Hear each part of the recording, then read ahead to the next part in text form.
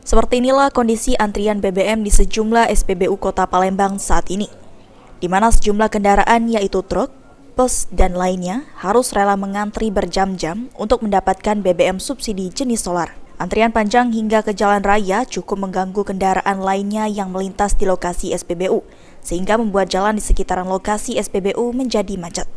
Evan, salah satu sopir truk, mengungkapkan dia sudah mengantri sejak pagi hari. Namun sampai lebih kurang 2 jam belum juga mendapatkan BBM jenis solar. Evan sendiri terpaksa mengantri berjam-jam untuk mendapatkan BBM solar karena harganya yang lebih murah dibandingkan BBM lain yang sejenis, serta juga perintah dari perusahaan. Dari jam berapa? Dari jam 8. 8 pagi? Iya. Sampai sekarang sudah ada dapat? Belum dapat? Iya. Kita ngantri BBM apa nih Pak? Solar. Solar nggak apa Pak pakai solar? Iya, dari perusahaannya memang.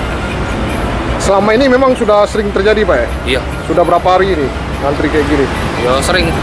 Sering? Iya. Tapi dapat? Dapat ya. Paling lama berapa jam lah ngantri sampai? Kadang 3 jam, 4 jam.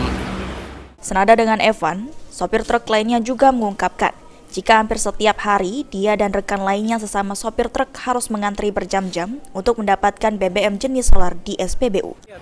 Sampai jam semua ini belum dapat? Belum. Antrinya panjang memang Pak ya? Iya, panjang. Tiap hari hampir terjadi Pak ya? Iya, Pak. Tiap hari, Pak. Biasanya di SPBU mana Pak? Kalau kami di sinilah, Pak, ngantri ya, Pak. Pak itu ya? Iya. Itu ngantri apa Pak? Ngantri BBM solar, Pak. Solar ya?